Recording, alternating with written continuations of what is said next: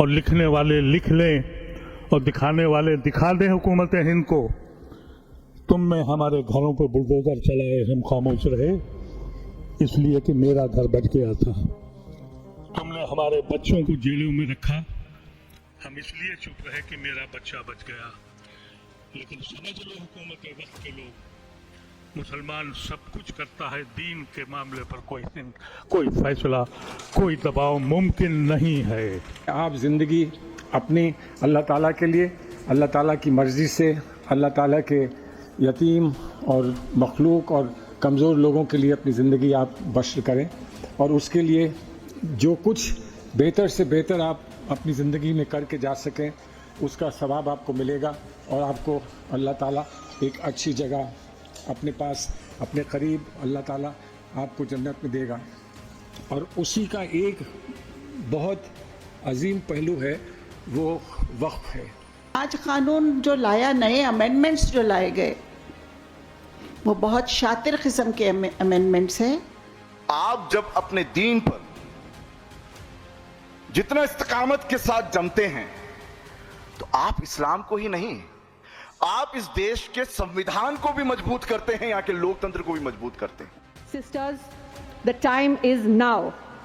Let your courage roar louder than any opposition.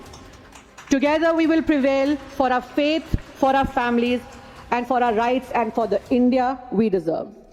मेरी मोहतरम प्यारी बहनों, यहाँ से हमारी शुरुआत है, ये हमारा इख्तिताम नहीं है। वक्फ एक्ट 2013 में जो आया था, मैं उसका मेंबर था जो अमेंडमेंट किया गया था। वजह ये थी कि जब अंतुले साहब मिनिस्टर थे तो उन्होंने मुझे बम्बई भेजा था।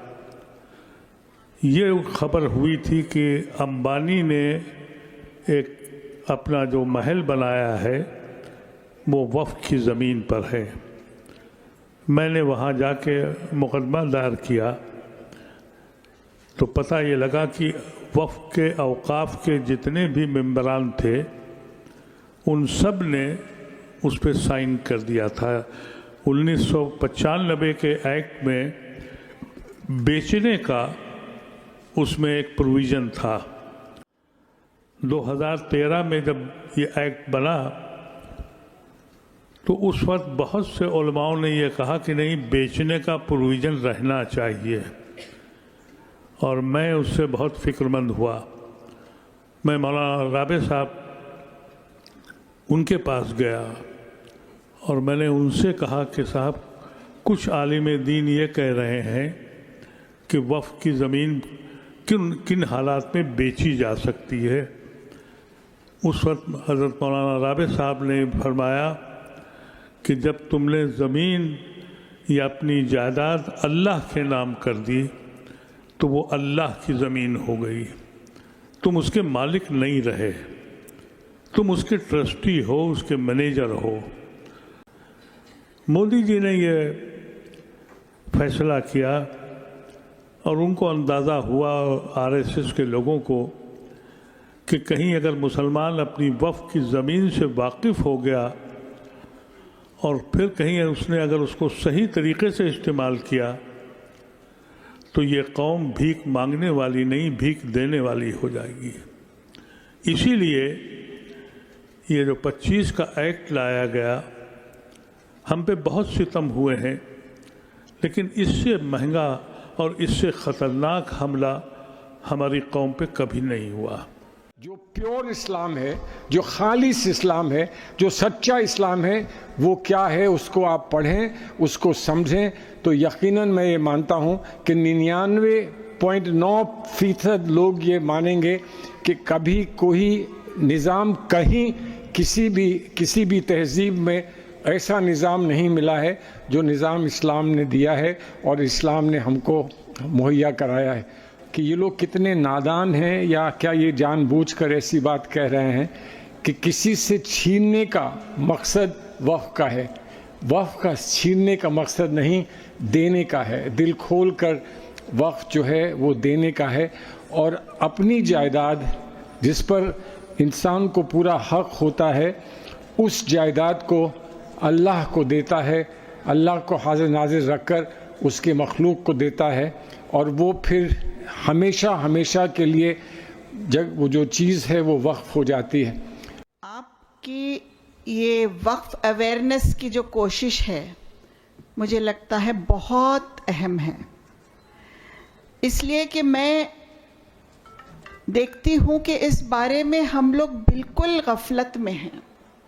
बरसों से हमारे पास ये ज़मीनात हैं, इसका इस्तेमाल भी हम कर रहे हैं, लेकिन ये ज़मीनात की अहमियत क्या है ये इस बारे में हम बिल्कुल जानते नहीं हैं या हम गाफिल हैं। आज कानून जो लाया, नए अमेंडमेंट्स जो लाए गए, वो बहुत शातिर किस्म के अमेंडमेंट्स हैं, जो लिमिटेशन एक्ट का इस पर लागू कर दिया जा रहा है। वो लिमिटेशन एक्ट का मतलब ये है कि जो आम ज़मीनात होते हैं रेवेन्यू डिपार्टमेंट के, अगर 12 साल किसी का कब्ज़ा उस पे हो तो उसकी मिल्कियत वो हो जा सकती है, लेकिन अल्लाह की ज़मीन की मिल्कियत तो बदल सकती ही नहीं हमारे कानून के हिसाब से। लेकिन ये अमेंडमेंट उन्होंने लाया कि लिमिटेशन एक्ट अब इस पर लग जाएगा, तो अब ये ज़मीनात जो कब्ज़ेदार है वो कब्ज़ेदार उस पर अपना मालिकी हक बना ले सकता है। बहुत ख़तरनाक अमेंडमेंट है, लेकिन चलिए, कभी भी देर नहीं होती है कुछ किसी बात के लिए। जो भी हालात हैं उसको दुरुस्त किया जा सकता है, बशर्त ये कि हम उसके लिए कोशिश करें, हम उसके लिए स्ट्रगल करें, हम उसके लिए कुर्बानी देने के लिए तैयार हों। मैंने वक्फ के सवाल पे करीब 4000 पर्चे बांटे, गुजरात में, दिल्ली में, पश्चिम बंगाल में और कुछ जगह। पश्चिम बंगाल में मुर्शिदाबाद में इस मसले पे एक बड़ा डेमोन्स्ट्रेशन हो रहा था, और उसके बाद सारे मुल्क में बड़े बड़े डेमोन्स्ट्रेशंस होने थे। लेकिन जुमा का दिन था, और जब वो 2:30 बजे के करीब जुलूस निकला, लगभग एक इलाके से गुजरा, तो पूरा सुकून से निकल गया। कोई किसी किस्म के उत्तेजक नारे नहीं लगाए गए, लेकिन पिछवाड़े में कुछ जो मोहल्ले के लोग थे, वो ज़्यादातर हिंदू बाज़ार था, वो वहाँ से कुछ आवाज़ें आईं, कुछ पीछे के लड़के थे, तो उनमें उत्तेजना पैदा हुई और फसाद भड़क गया। तो उसकी वजह से नुकसान ये हुआ, उस वक़्त तो 3 मौतें हुई, 2 हिंदू 1 मुसलमान की उस रोज़ उस थे। लेकिन नुकसान ये हुआ कि सारे मुल्क में वक्फ के सवाल पर जो आंदोलन खड़ा होना था उस पर रोक लग गई। Today I speak not just as a voice of the crowd, but as one of you, united in our fight for dignity, rights, and the preservation of our heritage. We come together at a crucial juncture in our nation's history, where the very foundations of our constitutional rights are under siege. Waqf Amendment Act 2025, a piece of legislation, despite its claim of reforms, poses a grave threat to the autonomy of our minority communities, and particularly us women, who have long been the backbone of preserving our cultural and religious legacies. एक बड़ा challenge जो इस पूरी उम्मत के सामने, पूरी Muslim community in India के सामने जो वक्फ अमेंडमेंट एक्ट की शक्ल में आया है, ये सारे मसाइल में सबसे बड़ा मसला, सबसे सीरियस मसला, और बहुत नस्लों तक, हमारे जनरेशन्स तक इम्पैक्ट करने वाला मसला, जिससे ना सिर्फ हमारी तालीमी पस्ती होगी, माशी पस्ती होगी, बल्कि हमारी शनाख्त, हमारी पहचान, हमारी आइडेंटिटी एज ए मुस्लिम और हमारी मसाजिद, हमारे क़ब्रिस्तान, हमारी ईदगाहें, ये सब चीज़ें जो हमारी दीन के शायर इस्लाम हैं, ये तमाम को मिटाने का जो मंसूबा इस एक्ट के तहत बना है, ये बहुत बड़े ख़तरे की घंटी है। आज हमारे पार्लियामेंट में 232 मेंबरान पार्लियामेंट वोट देते हैं और कहते हैं कि ये एक्ट आप नहीं ला सकते। तो मुसलमानों को, हमको, सबको ये समझना चाहिए कि इतने सारे लोग जब हमारा साथ देने वाले हैं, हम पर भी एक जिम्मेदारी बनती है। हमको भी आगे बढ़ के आना होगा, उन सबको अपने साथ लेना होगा और हमको ये बात समझना और बतलाना होगा कि हम वक्फ की हिफाजत में हम भी आगे हैं। अल्हम्दुलिल्लाह रब्बिल आलमीन, अस्सलातु वस्सलामु अला अशरफिल अंबिया वल मुरसलीन व अला आलिहि व सहबिहि अजमईन। रब्बि इश्रह ली सदरी व यस्सिर ली अमरी वहलुल उक़दतम मिन लिसानी यफ़क़हू क़ौली। अस्सलामु अलैकुम व रहमतुल्लाहि व बरकातहू। आज की सदारत कर रहे सदर मोहतरम जनाब अदीब साहब, साथ ही जो हमारी all India Muslim women association की नेशनल प्रेसिडेंट डॉक्टर अस्मा जहरा साहिबा और प्रोग्राम की कन्वीनर हमारी बुज़ुर्ग और बहुत ही वक्त से काम करते हुए आ रहे हैं हमारी ममदुआ आपा, और स्टेज पर तशरीफ़ फरमा बहुत मौजूद सोशल वर्कर त्रिपाठी साहब, इमार शरिया के नायब काजी जनाब काजी वसीम साहब, साथ ही जर्नलिस्ट संजर साहब और मेरी बाकी जो ऑर्गेनाइज कर रही बहनें इस टीम के अंदर, और मेरे सामने मेरी बैठी हुई मेरी माँ, बहनों, बच्चियों। वफ़ जिस मौजू पर हम यहाँ जमा हुए हैं और जिस प्लेटफॉर्म जो कि 2020 के अंदर तश्कील दिया और इंडिया के लिए इसको भी वक्फ किया है। आप all India Muslim women association देख रहे हैं, मैं बहुत सालों से जानता हूं, हालांकि जब कोविड-19-20 का जो मामला था उस वक्त भी काम कर रही थी, उसी वजह से आप देखेंगे कि कोविड के बावजूद भी 20 के अंदर इसको तश्कील दिया गया और सालों से काम कर रहे हैं। इतनी एक्सपीरियंस जो इनके मुंतजिम हैं, जो लीडर्स हैं, वो एक ख़ास बात है। आज ख़ास तौर पर मैं उसी बात से शुरू करूंगा जहां बाजी डॉक्टर अस्मा साहिबा ने हमें बताया हमारी जिम्मेदारी को, और वो कुरान की बात है, इन्नल्लाह ला युगय्यिरु मा बिक़ौमिन हत्ता युगय्यिरु मा बिअनफुसिहिम। बेशक अल्लाह उस कौम की हालत नहीं बदलता जब तक वो अपने नफ्स के साथ बदलने को तैयार नहीं है। तो बाकी तमाम बात करने से पहले हमें याद होना चाहिए कि आप वो उम्मत हो, कुंतुम खैरा उम्मत उखरिजत लिन्नास, तमाम इंसानों के लिए खैर वाली उम्मत हो, तमाम इंसानों के लिए।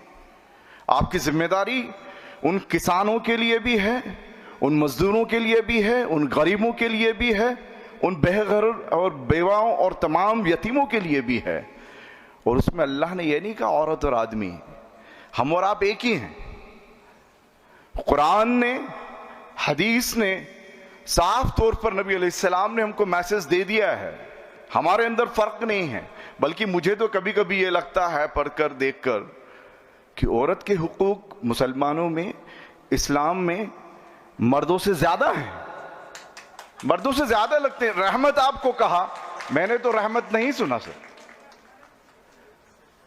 और वो तो मैं 2 बोलना चाहता था, अभी बाजी की वजह से 3-4 बोलना पड़ेगा कि एक औरत अगर एजुकेट हो गई तो 2 घर संवरते हैं, लेकिन जब ननीहारा और ददियारा सब बोला है तो पूरे समाज के अंदर एजुकेशन आती है, सिर्फ 2 घर नहीं, पूरे समाज के अंदर। क्यों? क्योंकि सबसे पहला स्कूल मां की गोद है। वो जो आप इबादत करते हुए खाना बनाते हैं, इस्लाम में इबादत सिर्फ ये जो हम देख रहे हैं दाढ़ी टोपी और हिजाब, ये असल जो बताया कि हुकूकुल्लाह और हुकूक इबाद को समझकर ये तो हैं, लेकिन हर एक वक्त अगर मैंने अपने बीवी को, माँ को, भाई को, बच्चों को उनको उस खुश तरीके पर बात की तो वो भी इबादत है। मतलब सोसाइटी ही इस्लाम है। सोशल जितना आप होंगे, लोगों के लिए जितना फला आप पहुंचाएंगे, उतना इस्लाम को मजबूत करते हैं। ये इस्लाम है। क्यों? क्योंकि ये वुमेन एसोसिएशन के प्रोग्राम से मैं इसकी बात शुरू करने की वजह से पहले मैं ये बात करना चाहता हूं कि ताकि हम बात करें तो आपके जहन में ये ना हो ये मर्दों का काम है, ये औरतों का काम है, ये हम सबका हमारा काम है। इसी वजह से मैं आगे बात शुरू करता हूं इंशाअल्लाह। इसमें फर्क मत करिएगा। और आप जब अपने दीन पर जितना इस्तिकामत के साथ जमते हैं तो आप इस्लाम को ही नहीं, आप इस देश के संविधान को भी मजबूत करते हैं, यहां के लोकतंत्र को भी मजबूत करते हैं। जब आप अपने आप को विक्टिम बनाकर ये हमसे नहीं होगा तो आप देश के संविधान के खिलाफ काम करते हैं। जब आप ये सोचते हैं उनका काम है, इनका काम है, हमारे पास इतनी ताकत नहीं है, अपने आप को अगर आप खुद दोयम दर्जे का शहरी बना लेते हैं तो भी आप संविधान के खिलाफ काम करते हैं।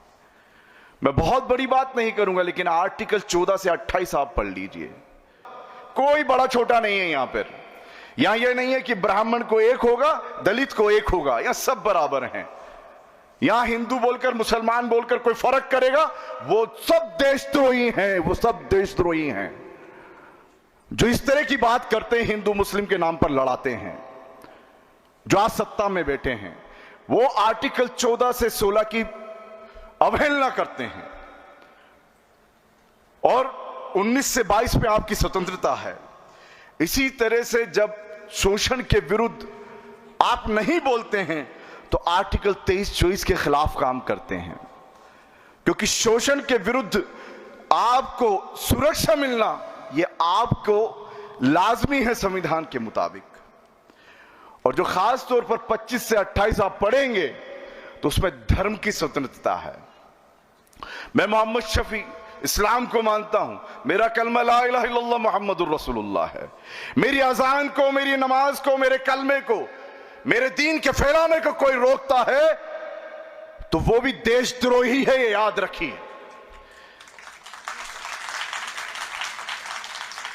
मेरे इस्लाम पर चलना, मेरे इस्लाम की हिफाजत करना, ये मेरा संवैधानिक हक है, ये मेरी स्वतंत्रता है, यही इंडिया का लोकतंत्र है, ये भी याद रखिए। इसलिए जो भी आज इंडिया में हो रहा है, आप देखिए, आसाम की बात कही, डॉक्टर साहब को अच्छे से मालूम है, अदीब साहब को, अभी 9000 बीघा जमीन अडानी को दे दिया, पूरा शहर के शहर दे दिए। 14,000 परिवार बेघर कर देंगे वो लोग। 3,200 बीघा पहले दे चुके हैं, जिसमें मुसलमानों को बेघर कर दिया। आसाम में हो रहा है, अभी भी हो रहा है, और जगह भी हो रहा है। देश के जो हालात हैं उन्हें समझना है आपको, जो बात करने का मेरा अहम मकसद है। साथ ही साथ जो अभी SIR लेकर आए हैं, क्या आपको मालूम है एक कानून है UAPA, पहले टाडा पोटा होता था, फिर UAPA बना दिया। और UAPA में यह है कि आपको गिरफ्तार कर लिया और आपकी बेगुनाही आप ही को साबित करनी है, कोई और साबित नहीं करेगा। अभी जो SIR आई है, मुझे लगता है वो भी पूरे देश पर UAPA लगा दिया जैसा है। आपकी वोटर ID नहीं मान रहे हैं, आपका आधार कार्ड नहीं मान रहे हैं, आपका राशन कार्ड नहीं मान रहे हैं। आप एक गरीब आदमी पासपोर्ट कहां से लेकर आएगा? उसके बाद जमीन कहां से लेकर आएगा? वो अपने को साबित करना है। 65 लाख वोटर उड़ा दिए वहां से। तो जो हालत है, कोर्ट में जाना पड़ रहा है।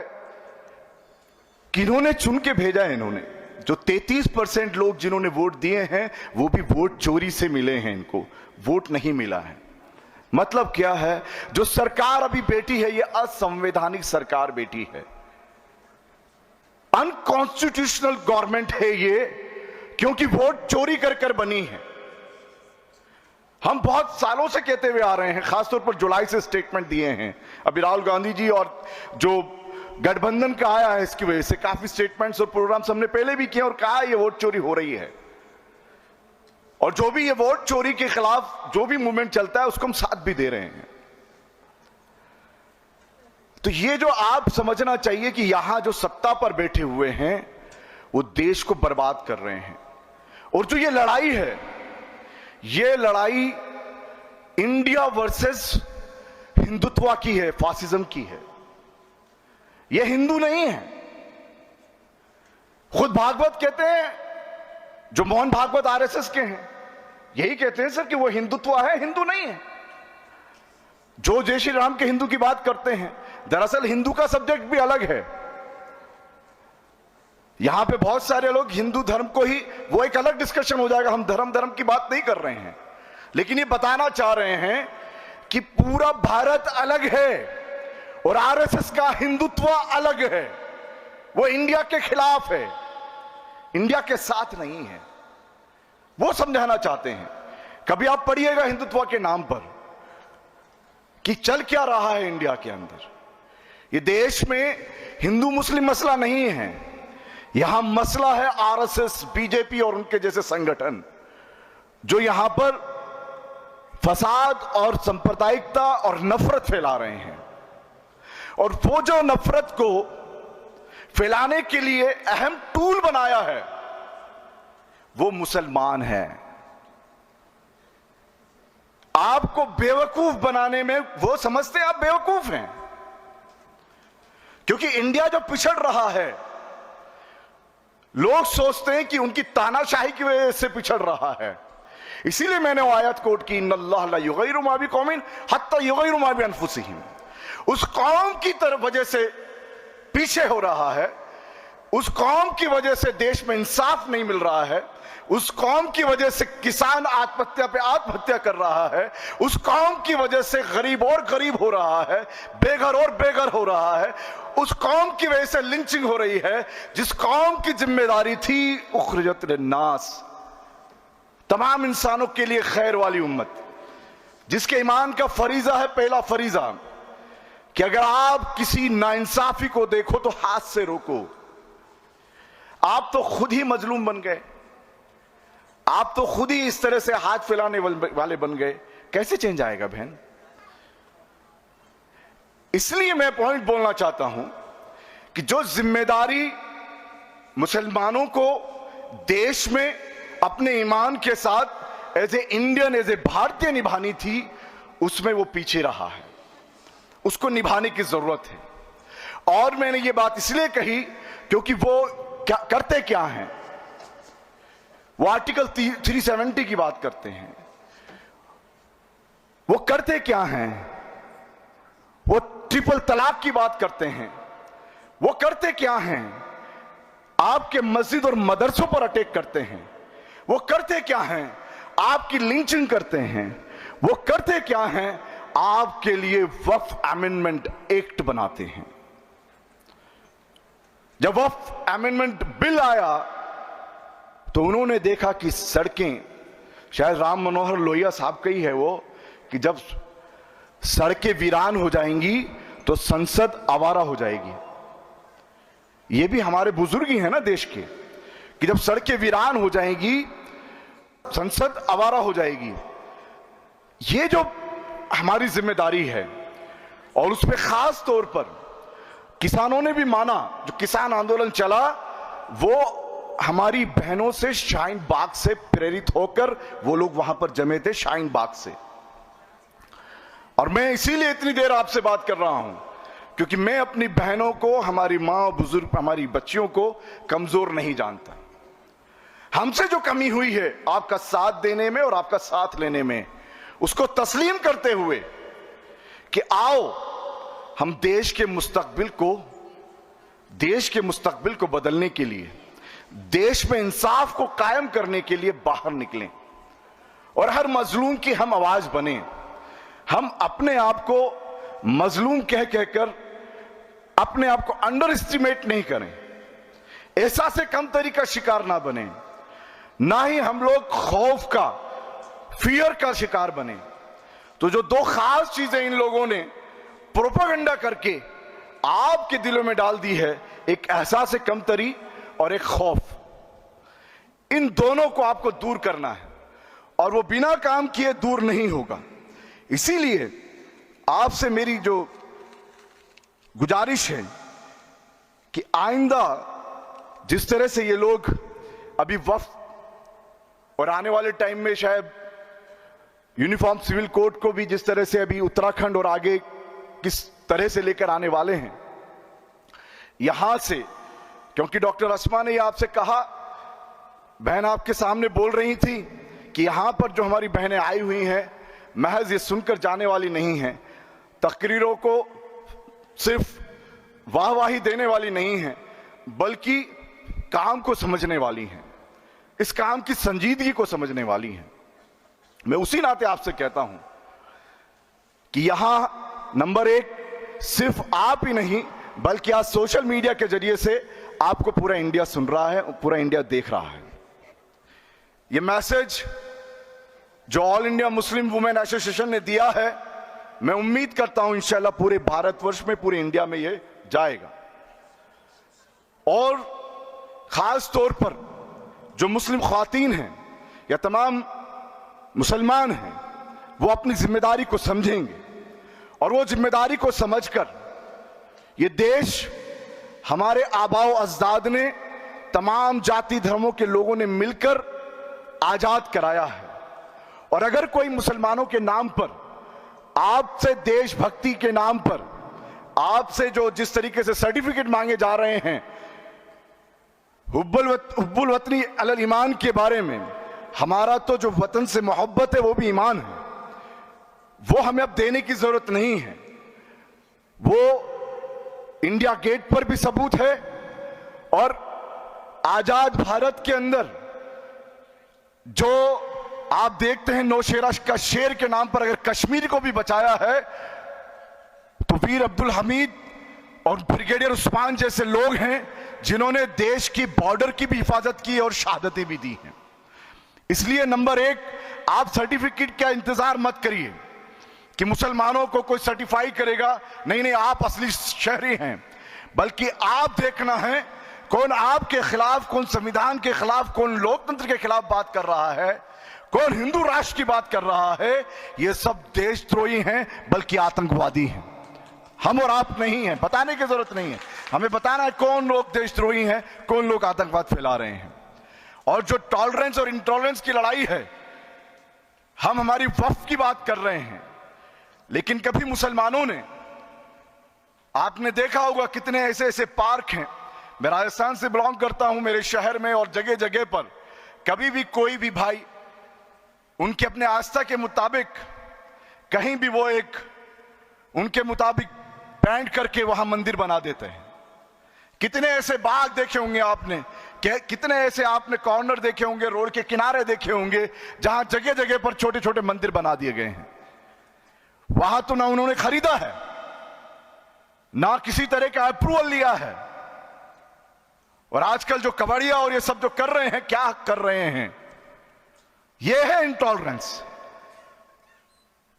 जो ये लोग अराजकता फैला रहे हैं उसके बारे में।